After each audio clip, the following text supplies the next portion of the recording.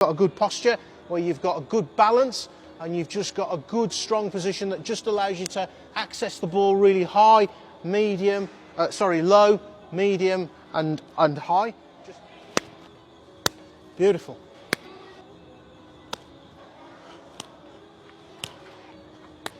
Okay, so as soon as the ball goes a little bit wide, just want to be able to open up our front foot there, or the ball nearest the ball, foot nearest the ball, just so as it allows us to open our hips up to get to the ball there. Same on the other side. Okay, so you can just see that foot opening up. Okay, so even when it's high, we're nice and strong there. And what we want to try and do when we finish catching the ball is make sure that we've got a structure to catch the ball with. So if you look at my hands there, and if you join my elbows up with a straight line, you'd have like a triangle. If you did the same there, you'd have a triangle. Same there, you'd have a triangle. So we're just looking for that structure when you catch the ball.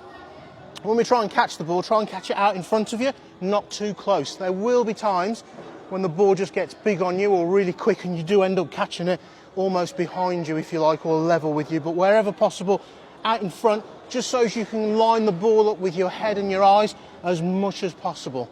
Okay, so here's the thing about catching the ball in the correct part of the hand. If I'm being really honest now, when I throw the ball up and I catch it, that wasn't a great catch, even though it was a catch. And that's because I caught it in my left hand and then it rolled into my right. If I throw it up again and catch it there, I've caught that in the correct part of my hands and I've secured the ball, I've trapped the ball. So whenever I catch the ball or pick it up, whether it's a catch or it's a bounce feed or I'm picking it up, I always want to pay attention to detail to make sure I get the ball in the correct part of my hand every time.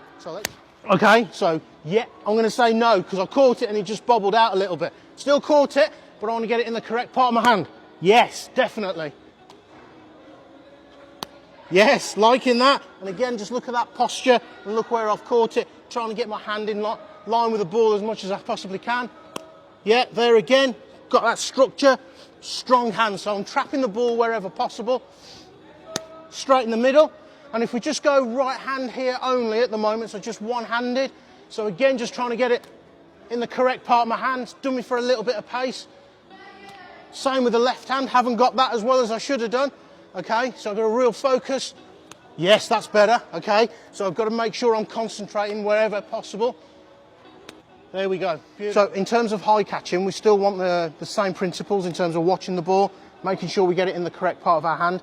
And where possible, ideally we want to be stationary, all right? But there will be times where we're on the move because of the situation of the ball. So again, good posture, good balance, and a good base to work from. And we're either going to go what we call traditional method, where our fingers are pointing out, making sure the hands are together, and we want to keep these side palms, as I call them, together so as the ball can't burst through. Likewise, if the ball's going over us a little bit, we might change our stance, reverse our hands and go that way, so we're catching the ball, taking it to one side, or we're taking it to this side, okay?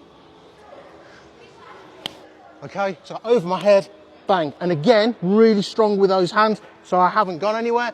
So just drop it a little bit short, I'll just come into this one. So again, nice and strong with my hands, watching it all the way in, okay? And if there's a flat catch, one that's been flat batted at you, it may be that you have to go reverse hands, or you may have to go there. Okay, so again, the big thing with this is that I've used my posture, so you can see there that I've just dropped myself to allow me to go reverse method. Again, not too bad, and again, nice and strong, and if you join my elbows up, I've got that triangle, so I've got a structure to catch from.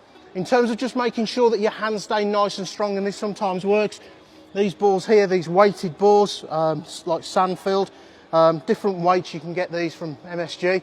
If you just want to throw these just to start off with in here, Simo, yeah, yeah. It just makes me keep my hands really strong because there's quite a bit of weight. So we go with a bit of a heavier one, okay, so they're quite heavy. Oh yeah, so you can hear the weight in that. So if I'm not very strong, you can see the ball's going to burst through. So I've got to make sure I keep my hands really strong, and I think that's, so just go outside of the body. Yeah, so again, same technique as we spoke about earlier, but being really strong with my hands to make sure I trap the ball and secure it. If you would like to get some personal coaching from Cookie, please do click the link in the description below. Also, be sure to check out the other range of fielding drills given by Cookie, including diving and throwing, by just tapping or clicking the end screen, and I cannot wait to see you in a future